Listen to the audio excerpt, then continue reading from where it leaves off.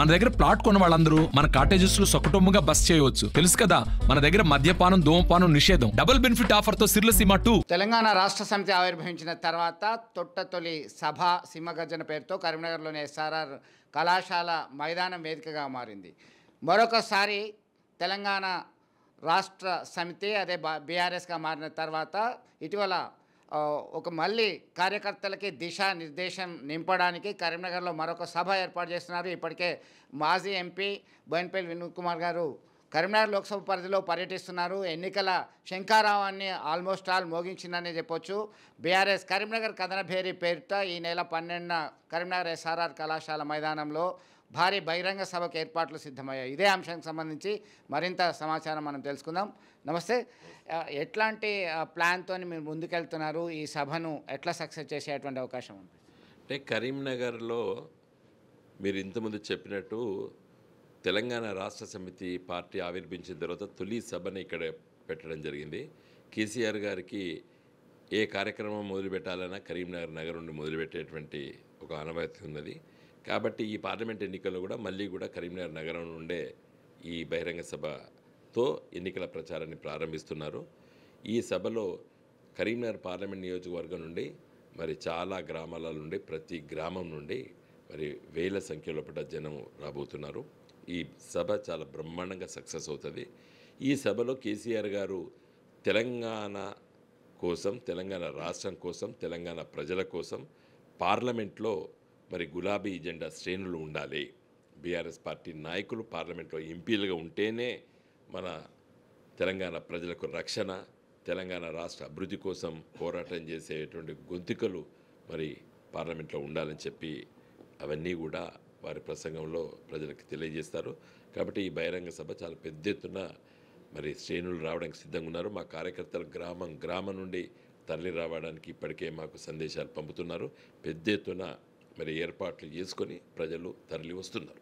ఇప్పుడు కరీంనగర్ లోక్సభ పరిధిలో 7 అసెంబ్లీ నియోజకవర్గాలు ఉన్నాయి. 7 అసెంబ్లీ నియోజకవర్గాలకి ఇన్ఛార్జెస్ను కూడా నియమించడం జరిగింది.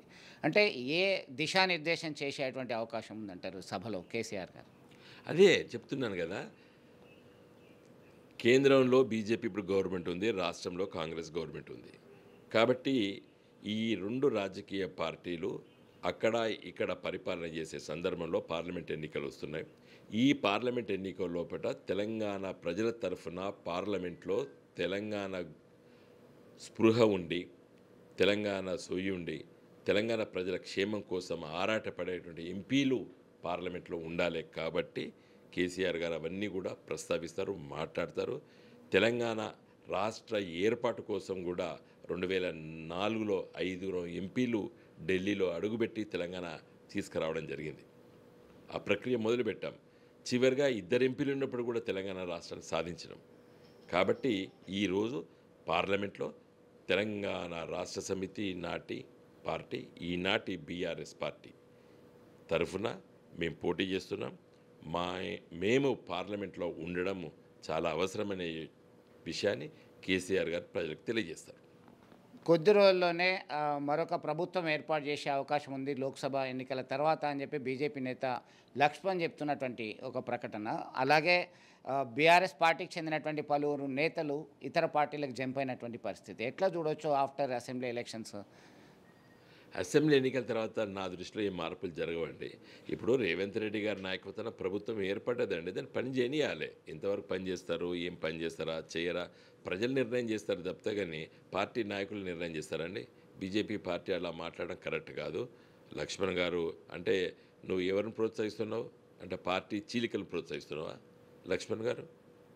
ఎట్లా వస్తుంది మీకు ఎంతమంది ఎమ్మెల్యేలు ఇప్పుడు? 8 మంది ఎమ్మెల్యేలు. 8 మంది ఎమ్మెల్యేలతో నువ్వు ఇక్కడ ప్రభుత్వం ఏర్పాటు చేస్తావా? కాదు కదా. ఎలా రేవంత్ రెడ్డి గారికి ప్రజలు మద్దతు ఇచ్చిండు, ఆయన గవర్నమెంట్ ఫామ్ చేసిండు. కాబట్టి దాన్ని కొనసాగించాలి తప్పితే విమర్శించండి, ఆ పని విధానం పైన విమర్శిద్దాం. మేము కూడా ఉత్త కూర్చుంటామా? రేవంత్ రెడ్డి గారు హామీలన్నీ అమలు చేయాలని చెప్పి ప్రజల తరఫున ఉంటాం, పోరాటం చేస్తాం. ప్రజలకి అధికార పక్షం ఎంత ముఖ్యమో ప్రతిపక్షం కూడా అంత ముఖ్యం. మేము ఆ పాత్ర నిర్వహిస్తాం. 5 సంవత్సరాలు ఈ రేవంత్ రెడ్డి గారి ప్రభుత్వం నడిస్తే వాళ్ళు చేసేటువంటి పనులు ప్రజలకు విశ్లేషణాత్మకంగా మేము వివరిస్తాం. మీకు ఏమి హామీలు ఇచ్చిండ్రు, ఏమి అమలు చేసిండ్రు. వాళ్ళు చేసే తప్పిదాలను ప్రజలకు ఎత్తి చూపిస్తాం. ఆ విధంగా మళ్ళీ అధికారంలోకి రావాలే తప్పితే కానీ మేము కూర్చుతాం డబుల్ సర్కారు ఏంది డబుల్ ఇంజన్ సర్కారు ఇవన్నీ కరెక్ట్ కాదు. అట్లా బీజేపీ నాయకులు మాట్లాడడం. సరే బీజేపీ చరిత్ర ఈ 10 ఏళ్ళలో చూసింది ఏంటండి, ఏక్నాథ్ షిండేలను ప్రోత్సహిస్తున్నారు వాళ్ళు.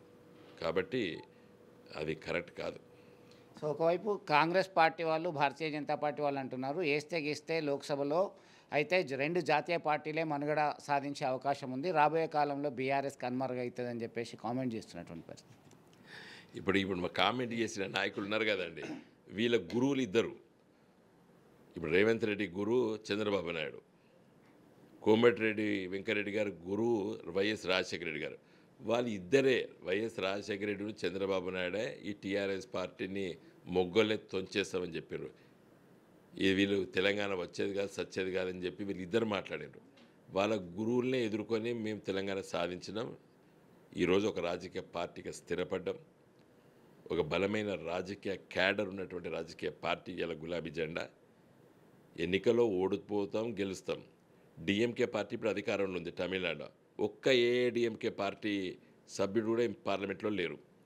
ఏఐడిఎంకే జయలలిత ముఖ్యమంత్రి గారు ఉన్నప్పుడు ఏఐడిఎంకే ఎంపీలు మొత్తం ఉన్నారు తమిళనాడు నుండి. ఒక్క డిఎంకే ఎంపీ లేడు. మళ్ళీ వచ్చే ఎన్నికల్లో పట్ల డిఎంకే ప్రభుత్వం వచ్చింది రాష్ట్రంలో పట, డిఎంకే ఎంపీలు మళ్ళీ గెలిచిండ్రు. అట్లుంటుంది రాజకీయం. వీళ్ళు చెప్పినట్టు ప్రభుత్వం కోల్పోతే పార్టీ పోతుందా? లోక్సభ ఎన్నికల నేపథ్యంలో బీఆర్ఎస్ పార్టీ ఈ లోక్సభ సభ్యులను ఎప్పటివరకు పూర్తిగా ప్రకటించేటువంటి అవకాశం ఉంది? మీకు లోక్సభలో మీరు ఇప్పటికే ప్లాన్ ప్రకారం మీరు ప్రచారం ముందుగా దూసుకెళ్తున్నది, దీనిలో ఏ మెసేజ్ ఇవ్వబోతున్నారు? ఇంకో మా పార్టీ అధికారం కోల్పోయింది డిసెంబర్ 3 నాడు. నేను డిసెంబర్ 4 నాడు కరీంనగర్కి వచ్చిన, అంటే ప్రచార కార్యక్రమాలు చేపట్టిన. నేను ఇప్పటివరకు మళ్ళీ హైదరాబాద్ మొహం చూడలేదు. ఇక్కడనే ఊరు తిరుగుతున్నా. గత 5 సంవత్సరాలు నేను పార్లమెంట్ సభ్యుడిగా ఓడిపోయినప్పటికీ కూడా నిత్యం కరీంనగర్ ప్రజల మధ్యలోనే తిరిగిన. నేను తిరిగిన అన్ని ఊర్లు, నేను తిరిగిన అన్ని మండలాలు, నేను మా పార్టీ కార్యకర్తలు కలిసినంత మరి గెలిచిన ఎంపీలు కూడా తిరగలేదు. అది ప్రజలకు తెలుసు. కాబట్టి నేను నా మట్టికే నేను మాట్లాడతా. కరీంనగర్ పార్లమెంట్ నియోజకవర్గం లోపల మా కార్యకర్తలు ఒక్కరు కూడా పోలేదు. పార్టీ ఎన్నికలు కాకముందు కొంతమంది వేలు, కానీ ఓడిపోయిన తర్వాత కరీంనగర్ పార్లమెంట్ నియోజకవర్గంలో ఒక్క నాయకుడు కూడా మా పార్టీకి రాజీనామా చేయలేదు, వేరే పార్టీలా గెలవలేదు. ఇంకా రాష్ట్రం గురించి నాకు తెలియదు. అంటే నూతన ఉత్సాహం ఈ సభ తర్వాత మరింత ఆత్మవిశ్వాసము, నూతన ఉత్సాహం వచ్చే అవకాశం ఉందంటారా? ఎందుకంటే కార్యకర్తల్లో, నేతల్లో ఇప్పుడున్నటువంటి ప్రస్తుత పరిస్థితుల్లో కొంతమంది కేసులు ఎదుర్కొంటున్నారు. ఈ క్రమంలో ఇప్పుడు కేసులు మా మీద కుట్రపూరితంగా పెట్టిండ్రండి కరీంనగర్ నగరం లోపల. వాటిని ఎదుర్కొంటాం. హైకోర్టులో కూడా కేసులు ఇస్తాం. దాన్ని ధీటుగా లీగల్గా ఫైట్ చేస్తాం మేము. నిన్న కూడా నేను మా కార్పొరేటర్ మిత్రులందరం కూర్చోబెట్టి మాట్లాడినా, I'm with you, will fight legally. ఏమైనా తప్పిదాలు ఉంటే ఇంత హింసించవలసిన చట్టాలు లేవు మన భారతదేశంలో. నేరం చిన్న నేరం. ఇంకా బౌండరీ లైన్ పక్కకు ఒకరి పేరు చూపితే కూడా కేసు పెట్టిండో. నేను దాన్ని పట్టుకురమ్మని చెప్పిన ఫైలు. ఆ పోలీస్ అధికారికి అట్లా కేసు పెట్టడానికి లేదు. నేను ఒక ప్లాట్ కొనుక్కున్నా, నేను అమ్ముతున్నా, పక్క ప్లాట్ ఆఫ్ అదర్స్ అని రాస్తారు.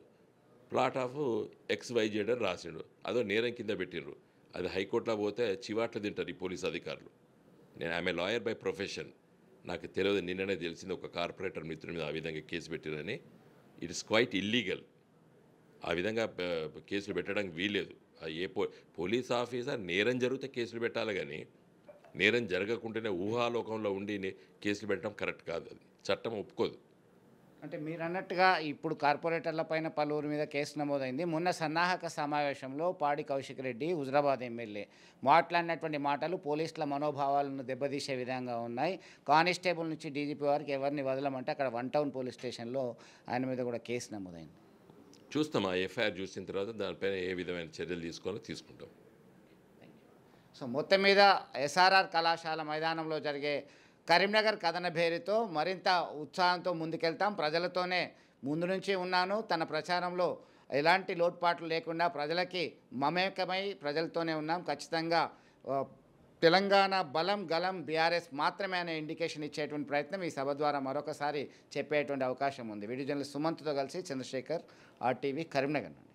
మరిన్ని వీడియోస్ కోసం ఛానల్ ని సబ్స్క్రైబ్ చేయండి, లేటెస్ట్ అప్డేట్స్ కోసం వాట్సాప్ ఛానల్ ని ఫాలో చేయండి అండ్ లింక్ డిస్క్రిప్షన్ లో ఉంది.